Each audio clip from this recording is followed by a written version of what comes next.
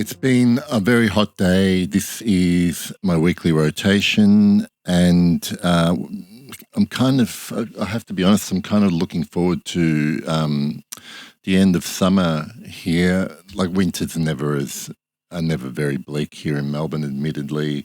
Summers are just, at some point they get quite uncomfortable and you never get enough consistently beautiful weather. Anyway, let's talk about perfume. So I only wore a couple of samples and one of my decants this week. The first one I'll talk about is I've emptied this decant of Luci ed Ombra by Masque Milano, and I guess I liked it. My final verdict, now that I've finished my decant, was I liked it as much as I could like this style of perfume. It is one of the better tuberose perfumes that I have worn and tested.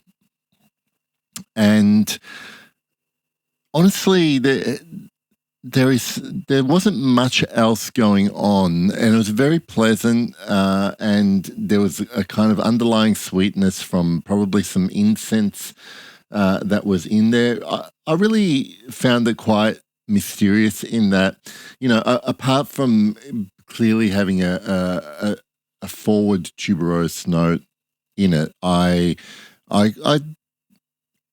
think it was well blended because I couldn't figure out what else was going on. I haven't memorized its note pyramid or anything like that. I wouldn't have probably smelled a lot of what was going on. Perfectly pleasant, but admittedly, I won't be needing a bottle of Luci ed Ombre, and mainly because it's a tuberose dominant perfume. I still haven't found one I absolutely need a bottle of, but recently I smelled tuberose criminel from Serge Luton, and that's probably now my favorite tuberose perfume, and I don't really want a bottle of that one either, so I'm still, maybe I'll never have one, but I'm still to find my ultimate tuberose.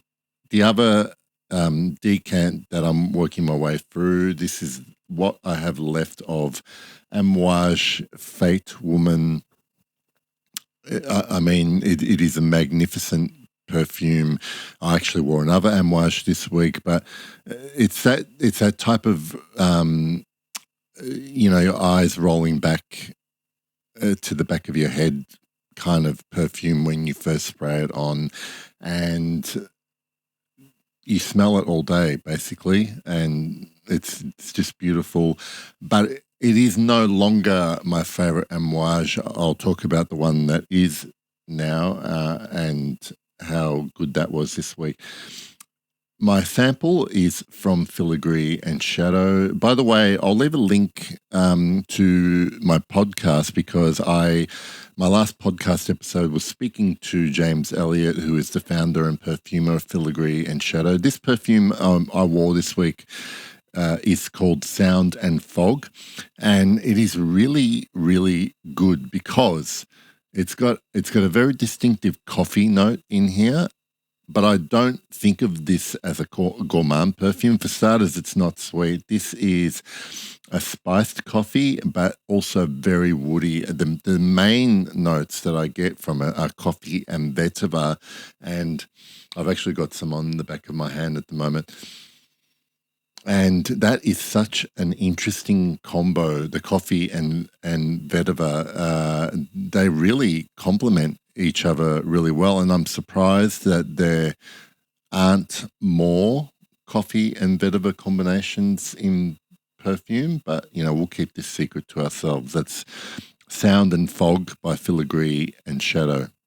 I am going to talk about the perfume that I chose to wear every day this week as my weekly perfume, and that is none other than Gucci Guilty Absolute. That is what I have left. I know that this is becoming more and more scarce, but I'm not going to fall to the temptation of this scarcity mindset. If it runs out and I can't find another bottle, so be it. And I watched a really good TikTok video that from Tracy Invisible Stories, who I've also had on the podcast, and I'll link it in the description. She's talking about, I guess, taking more time in this hobby to appreciate perfumes, and taking longer to get to know a perfume, and I guess kind of in general, like everything is so easy to consume these days, and that even applies to perfume. There's a constant search for new samples, constant sampling and testing, and I still feel like I'm doing it a lot, and I feel like doing this, choosing a perfume to wear every day for a week, is just one minor bit of me trying to slow down and appreciate perfume more, in particular perfume, because that's my main hobby.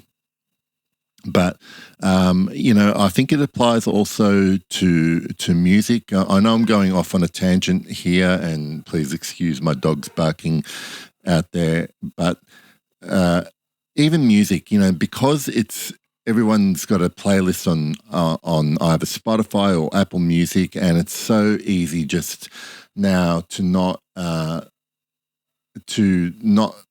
finish listening to an album, for instance, or even a song. Like, I find myself just skipping ahead a lot. I do that with streaming services, and I think to an extent, it's what we're doing with sampling perfumes, and I really am trying to be very conscious about wearing perfumes as much as I can wear them, getting to know them before I make any final decisions. Anyway, that's my little tangent. What did I find about Gucci Guilty Absolute this week? This is a perfume that basically is just super consistent.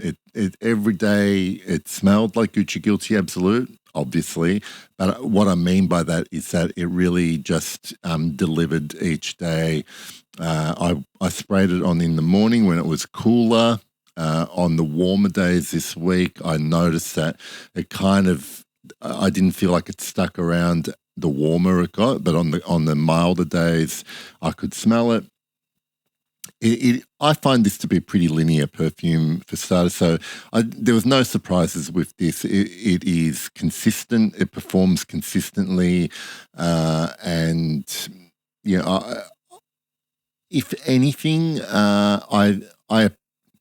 I appreciate this for its originality. It's kind of a unique type of leather accord that was created, but also on the flip side, there isn't a lot of complexity, and there's things to discover about this perfume the more you wear it. At least that's not my experience anyway. I still love it and enjoy wearing it, but I would probably get bored having to wear this every day as a kind of signature scent, but I'm not sure that many people would anyway. Let's move on to my bottles. What did I wear this week? I wore GOF Trumper Sandalwood Cologne. This honestly is now at the point where if I'm going to start reducing my bottle wardrobe, this would be the first out the door, and not for anything other than it's a good smelling perfume for what it is, but I feel like this territory is covered and some with at least Chanel Egoist in my collection. Not that they're the same perfume; they obviously share sandalwood as a common accord or material. This just is nice, but it doesn't excite me, and yeah, it's a bit superfluous to my wardrobe and what I want to wear. I will continue to wear it while I have it.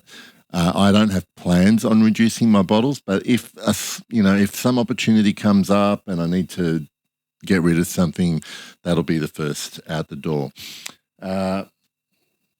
My two highlights this week, one from Hermes, one from Amouage, and I'll speak a little bit about them both, but Equipage Geranium from Hermes and Amouage Epic Woman were my standouts this week. Literally to the extent that when I look back the last 7 days, I very distinctly remember how it was smelling this on me for a whole day. It just sticks around, and every aspect of it is beautiful. It's my favorite rose, one of the best frankincense, incense notes in perfume. It wears for a long time, but it never wears you. I never feel like this is overwhelming me and I need to. I just bask in wearing Epic Woman every time I do, and it's definitely my favorite Amouage. And Equipage Geranium is very similar experience, but very much, particularly when I first spray it on in that opening.